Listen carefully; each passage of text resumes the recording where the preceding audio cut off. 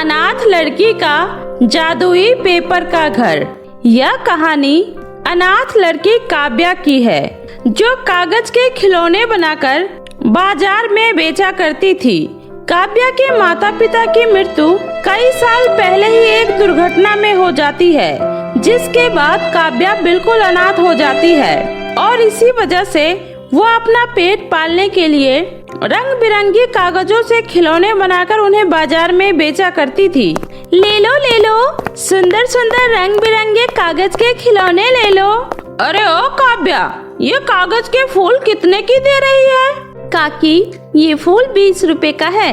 अच्छा लाओ, दे दो। काव्या कागज के इतने सुंदर खिलौने बनाती थी कि देखने वालों की नजर उन खिलौने पर से हटती ही नहीं थी और इसी वजह से उसके सारे खिलौने फटाफट से बिक जाया करता था। चलो, आज भी मेरे सारे खिलौने बिक गए, अब मैं घर चलती हूँ। ऐसे ही फिर एक दिन काव्या बाजार में खड़ी होकर अपने खिलौने बेच रही होती है कि उसी समय उसके सामने एक बड़ी सी गाड़ी आकर खड़ी हो जाती है, जिसमें से 2 अमीर औरतें बाहर निकलती है और काव्या से कहती है, देखो, हम लोग यहाँ तुमसे एक बात करने आए हैं। हम लोगों का कागज के खिलौने का एक बहुत बड़ा कारोबार है और मैंने सुना है इस गांव में बहुत सारी महिलाएं कागज के खिलौने बनाती है, इसलिए हम आपके गांव में एक कागज के खिलौने बनाने वाली प्रतियोगिता रखने वाले हैं, जिसमें जो भी महिला प्रथम आएगी उसे हम 2 लाख रुपए इनाम देंगे और उसके बनाए हुए खिलौने को हम बड़े शहरों में बेचेंगे। उन औरतों की ये बात सुनकर काव्या बहुत खुश हो जाती है और उन महिलाओं से कहती है, लेकिन इनमें कितने पैसे मिलेंगे मेम साहब? अरे, अगर पूरे महीने खिलौने बनाओगी ना तो लाखों रुपए कमा सकती हो। उन औरतों की ये बातें सुनकर काव्या के बगल में खड़ी काजल नाम की एक औरत, जो कि दिव्या की तरह ही कागज के खिलौने बनाकर बेचा करती थी, वह उन औरतों की लाखों रुपए की बात सुनकर अपने मन में कहती है, अरे, अब तो लाखों रुपए की कमाई मेरी ही होगी और इसमें मेरी मदद करेगा मेरा पहलवान पति। काजल का पति उस गांव में सबसे पहलवान व्यक्ति था। उससे गांव के सभी लोग बहुत डरा करते थे, इसलिए काजल अपने पति को सारी बात बताते हुए कहती है, देखो जी, अगर आपको हर महीने लाखों रुपए चाहिए तो आपको मेरा साथ देना ही होगा। अरे, पर भला मैं इसमें क्या कर सकता हूँ? अरे मेरे पहलवान पति जी, आपको तो पता है ना कि इस पूरे गांव में उस काव्या से अच्छा कागज के खिलौने और कोई बना ही नहीं सकता है, और अगर वह इस प्रतियोगिता में भाग लेती है तो भला मैं कैसे जीत पाऊंगी? अच्छा, तो ये बात है, तो तू चिंता मत कर, मैं उस काव्या को देख लूँगा। इतना कहकर काजल का पति अपने कुछ आदमियों के साथ काव्या के घर जाता है और उससे कहता है, अरे ओ काव्या, मेरी बात ध्यान से सुन। अगर तूने उस कागज के खिलौना बनाने वाले प्रतियोगिता में भाग लिया तो मैं तुझे इस गांव से धक्के मार के बाहर निकलवा दूंगा और तेरे इस घर में आग लगा दूंगा। चाचा, आप ये कैसी बातें कर रहे हैं? और भला मेरे उस प्रतियोगिता में भाग लेने से आपको क्या फर्क पड़ता है? मुझे क्या फर्क पड़ता है और क्या नहीं, वो तुझे जानने की जरूरत नहीं है। तू बस इतना याद रख, अगर तूने उस प्रतियोगिता में भाग लिया तो मैं तेरा क्या हाल करूँगा, तू सोच भी नहीं सकती। काजल का वो पहलवान पति इतना कहकर वहाँ से चला जाता है, लेकिन काव्या को उसकी बातों से कोई फर्क नहीं पड़ता, क्योंकि काव्या एक बहुत ही बहादुर और हौसला रखने वाली लड़की थी। इसलिए वो अपने आप से कहती है, अब तो चाहे कुछ भी हो जाए, मैं उस प्रतियोगिता में जरूर भाग लूंगी। और इसी तरह पहलवान के खूब मना करने के बाद भी काव्या उस प्रतियोगिता में भाग लेती है और उस प्रतियोगिता में जीत जाती है। काव्या, हमें तुम्हारे पेपर के बनाए हुए टॉय बहुत पसंद आए, इसलिए अब तुम हमारी कंपनी के लिए पेपर के खिलौने बनाओगी और ये रहा तुम्हारा 2 लाख का इनाम, मुबारक हो। और ऐसे ही जब उस पहलवान को काव्या के कंपटीशन जीतने के बारे में पता चलता है तो उसको बहुत गुस्सा आता है और वह कहता है, उस काव्या की इतनी हिम्मत कि मेरे मना करने के बावजूद भी उसने प्रतियोगिता में भाग लिया। अरे, एक अनाथ होकर मुझसे पंगा ले रही है, अब मैं उसे नहीं छोड़ूंगा। इतना कहकर वह पहलवान अपने कुछ आदमियों को लेकर काव्या के घर जाता है और अपने आदमियों के साथ मिलकर वह काव्या के घर में आग लगा देता है और काव्या के घर वापस आने से पहले ही उसका घर जलकर राख हो जाता है। और अपने घर की ये हालत देखकर काव्या फूट फूट कर रोने लगती है और कहती है, हे भगवान, ये क्या हो गया? उन लोगों ने मेरे घर को जलाकर राख कर दिया। भला मैंने उन लोगों का क्या बिगाड़ा था जो उन्होंने मेरे साथ ऐसा किया? लेकिन कोई बात नहीं, अब मैं भी हार नहीं मानूंगी। अब मैं उन लोगों को इसी गांव में रहकर दिखाऊंगी। इतना कहकर काव्या गांव से थोड़ा दूर बाहर आकर अपना एक छोटा सा घर बनाती है और उसी में रहने लग जाती है। ऐसे ही एक दिन जब काव्या नदी से पानी भरकर आ रही होती है, तभी उसे रास्ते में प्यास से व्याकुल एक बूढ़ी औरत मिलती है। मेरी मदद करो, मुझे बहुत प्यास लगी है। अम्मा, आपको प्यास लगी है? रुकिए, मैं अभी आपको पानी देती हूँ। काव्या को उन अम्मा पर तरस आ जाता है और वह उन्हें जैसे ही पानी देने जाती है तो वह देखती है उन अम्मा के दोनों हाथ पर चोट लगी हुई है और वो अपने हाथ से पानी पीने तक को लाचार थी। यह देखकर काव्या उन्हें अपने हाथों से पानी पिलाती है और पानी पीते ही वह बूढ़ी औरत एक परी में बदल जाती है और काव्या से कहती है, काव्या, मैं एक परी हूँ और मैं तुम्हारे बारे में सब कुछ जानती हूँ, इसलिए मैं तो बस तुम्हारे इंसानियत की परीक्षा ले रही थी। तुमने उस बूढ़ी लाचार औरत को अपने हाथों से पानी पिलाया और उसकी मदद की, वह मुझे बहुत ही अच्छा लगा। इसलिए मैं तुम्हें कुछ ऐसी शक्ति देना चाहती हूँ जिससे तुम पेपर के खिलौने बनाते समय जो कुछ भी सोचोगी वह पेपर वैसा ही बन जाएगा। इतना कहकर वह परी वहाँ से गायब हो जाती है और काव्या खुश होकर इधर उधर से ढेर सारे पेपर इकट्ठा करने लगती है और दिन रात लगकर कागज का एक आलीशान घर बनाकर तैयार कर देती है, जो कि दिखने में बहुत ही ज्यादा सुंदर होता है।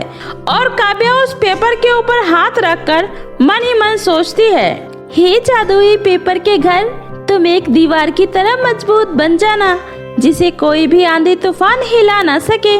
काव्या के इतना कहते ही वह कागज का घर लोहे के जैसे मजबूत हो जाता है और उस जादुई कागज के घर को जो कोई भी देखता है वह हैरान हो जाता है। ऐसे ही एक दिन उस गांव में बहुत ही भयंकर बाढ़ आ जाती है, जिसकी वजह से गांव के सारे घर पानी में डूब जाते हैं और गांव के लोग अपना घर छोड़कर इधर उधर भागने लगते हैं। लेकिन वही काव्या का जादुई कागज का घर बाढ़ के पानी में भी शान से खड़ा होता है। तभी काजल अपने पति से कहती है, सुनिए, जल्दी कुछ करिए वरना हम लोग इस बाढ़ के पानी में डूब जाएंगे। अरे, पूरे गांव में बस उस काव्या का ही घर है जहां हम लोग सुरक्षित रह सकते हैं। इतना कहकर काजल अपने पति के साथ जैसे तैसे करके काव्या के घर पहुंच जाती है और उससे माफी मांगती है। लेकिन काव्या के मन में कोई भी करवाहट नहीं होती है, इसलिए वह उन लोगों को माफ कर देती है और अपने घर में उन्हें रहने के लिए जगह दे देती है। और जब कुछ दिनों में सब कुछ ठीक हो जाता है तो काजल का पति उससे कहता है, तुम्हारा बहुत बहुत शुक्रिया काव्या, आज हम तुम्हारे इस घर की वजह से यहाँ जिंदा खड़े हैं। अगर गांव में हर किसी के पास तुम्हारे जैसा पेपर का घर हो तो हर कोई बाढ़ में सुरक्षित रह सकता है। तो क्या तुम हम लोगों के लिए भी ऐसे ही कागज के घर बना सकती हो? इसमें जो भी खर्चा होगा वो मैं दूंगा। ये सुनकर काव्या बहुत ही खुश हो जाती है और फिर सब लोग मिलकर पेपर का घर बनाने में काव्या की मदद करने लग जाते हैं। और कुछ ही दिनों में उस गांव में सबके जादुई पेपर के घर बनकर तैयार हो जाते हैं और उस दिन के बाद से उस गांव में कोई भी बेघर नहीं होता और हर कोई पहले की तरह हंसी खुशी रहने लगता है। फूल बनने वाली जादुई बहनें। गुलशन नगर के एक छोटे से गांव में दो बहनें रहती थी, शबनम और तारा। शबनम और तारा की माँ फूल बेचा करती थी और उसी से उनके घर का गुजारा चलता था। शबनम को बचपन से ही जादू देखना और उसके बारे में जानने का बहुत ही शौक था। वह जब भी कहीं किसी जादूगरनी को देखती तो उससे हमेशा कुछ न कुछ सीखने की कोशिश करती। शबनम, कहाँ थी इतनी देर से? मैं कब से जंगल लकड़ियाँ काटने जाने के लिए तेरा इंतजार कर रही थी। वो मैं हेलनी जादूगरनी से जादू करने का एक अजूब मंत्र सीख रही थी। देख शबनम, अब तेरे जादू से तो हम सबका पेट भरने से रहा, तो बेहतर होगा तो इन सब चीजों से ध्यान हटाकर घर के काम धंधों में ध्यान दे। चल, अब चल जल्दी। ऐसे ही कई साल बीत जाते हैं। शबनम और तारा अब बड़ी हो चुकी थी। एक बार की बात है, अचानक से उनकी माँ की मृत्यु हो जाती है और दोनों बहनों के खाने के भी लाले पड़ने लगते हैं। शबनम, आज 2 दिन हो गए हैं, घर में बिल्कुल भी राशन नहीं है। हमें कल से माँ की जगह फूल बेचने जाना होगा। अगले दिन शबनम और तारा जब बाग में फूल तोड़ने जाती है तो बाग का मालिक उसे फूल तोड़ने से मना कर देता है। देखो बेटा, मैंने ये बाग बेच दिया है, अब तुम यहाँ से फूल नहीं तोड़ सकती। शबनम, अब क्या होगा? अगर फूल ही नहीं होंगे तो हम फिर क्या बेचेंगे? तू चिंता मत कर छोटी, अब मेरा जादू देख। तू बस 2 मटके में पानी भर के ले आ। उसके बाद तारा 2 मटके में पानी भरकर एक सुनसान जंगल में चली जाती है। शबनम, मैंने आसपास अच्छे से देख लिया है, यहाँ कोई नहीं है। अब ये ठीक है, अब ये पानी का मटका मेरे ऊपर डाल दो। ध्यान रहे, फूल तोड़ने के दरमियान टहनी या पत्तों को चोट ना पहुँचे, और जैसे ही पूरे फूल हो जाए तो मुझ पर ये पानी का दूसरा मटका डाल देना। मैं फिर से अपने असली रूप में आ जाऊंगी। तारा वैसा ही करती है। तारा जैसे ही शबनम के ऊपर पानी डालती है, वह एक बहुत ही खूबसूरत फूल के पेड़ में बदल जाती है। तारा अब जल्दी से पेड़ से फूल तोड़कर अपना टोकरी भर लेती है और फिर दूसरा पानी का मटका उसके ऊपर डाल देती है। ठीक है, अब चलो। और फिर दोनों बहन उस फूल को लेकर गांव-गांव जाकर बेचने लगती है। वह फूल इतना सुंदर और सुगंधित होता है कि हर कोई उस फूल की खुशबू की खूब प्रशंसा करते हैं और उनसे वो फूल खरीदते हैं। इधर उसी राज्य में विक्रम नाम का एक राजकुमार रहता था जो काफी दिनों से बीमार था। महारानी, हमने अपनी तरफ से पूरी कोशिश कर ली है, पर राजकुमार के रोग का हम पता नहीं लगा पा रहे। मैंने सारी जड़ी बूटी पिला के देख ली, पर कोई फायदा होते हुए नजर नहीं आ रहा। महारानी अमरावती अपने बेटे विक्रम के लिए बहुत ही दुखी थी। उन्होंने अपने इकलौते बेटे विक्रम का बहुत इलाज करवाया, लेकिन कोई फायदा नहीं हुआ। तभी उधर से विक्रम की बहन हाथ में वही फूल लेकर वहाँ आती है। फूल को देखकर राजकुमार थोड़ी हरकत करते हैं और बोलते हैं, माँ, ये फूल तो बहुत मनमोहक है, कृपया इसे हमारे पास रख दीजिए। हमारे बेटे ने मुझसे बात की। सुलेखा, आपको ये फूल कहाँ से मिला? सिपाहियों, इस राज का चप्पा चप्पा छान मारो और इस पूरे महल को इस फूल से सजा दो। सिपाही अपने कामों में लग जाते हैं, लेकिन पूरे 2 दिन हो गया और उन्हें वो फूल कहीं भी नहीं मिला। तभी तारा और शबनम की आवाज आती है, फूल ले लो, ताजे ताजे सुंदर सुंदर फूल ले लो, फूल ले लो, फूल। रानी खिड़की से बाहर देखती है तो वो बहुत ही खुश हो जाती है क्योंकि ये वही फूल था। रानी उन दोनों बहनों को महल में बुलाती है और उनसे सारा फूल खरीद लेती है। फूल देखते ही राजकुमार बिल्कुल ठीक हो जाते हैं और शबनम की तरफ देखकर कहते हैं, माँ, मुझे आज ही इनसे शादी करनी है। इन्होंने मेरी जान बचाई है और अब हम इन्हीं के साथ जिंदगी बिताना चाहते हैं। मेरे बेटे की खुशी से बढ़कर मेरे लिए कुछ भी नहीं है। सिपाहियों, पूरे राजमहल को सजाया जाए, आज ही हमारे बेटे की शादी होगी। और फिर बहुत ही धूमधाम से राजकुमार विक्रम और शबनम की शादी हो जाती है। शबनम, तुम तो बहुत ही खूबसूरत हो, बिल्कुल एक फूलों की तरह। लेकिन एक बात बताओ, ये अद्भुत फूल आप कहाँ से लाती हो? जहाँ तक मेरा तजुर्बा है, मैंने आज तक इस जीवन में इस अद्भुत फूल को नहीं देखा। तभी शबनम राजकुमार को अपनी सच्चाई बताती है। क्या तुम फूल बन सकती हो? क्या तुम मेरे लिए एक बार फिर से फूल बन सकती हो? यकीन करो, मैं फिर तुम्हें दोबारा ऐसा करने को नहीं बोलूँगा। क्यों नहीं, लेकिन हमें इसके लिए एक सुरक्षित स्थान चाहिए होगा। राजकुमार जैसे ही पहले मटके का पानी शबनम पर डालते हैं, वो एक खूबसूरत फूल के पेड़ में बदल जाती है। फिर राजकुमार दूसरे मटके का पानी डालते हैं और वो फिर से पहले की तरह हो जाती है। इधर राजकुमारी सुलेखा छुपकर ये सब देख रही होती है। अच्छा, तो ये बात है, मेरी भाभी फूल बन सकती है। राजकुमारी खुशी से उछलते हुए ये बात अपने दोस्तों को बताती है, लेकिन उसके बात पर कोई भी यकीन नहीं करता। अरे तू ना अपने भाई के प्यार में बावली हो गई है। कोई इंसान भला फूल का पेड़ बन सकता है क्या? तुम सबको मेरी बात पर यकीन नहीं है ना? मैं कल ही तुम लोगों के सामने ये बात साबित करके रहूंगी, देख लेना।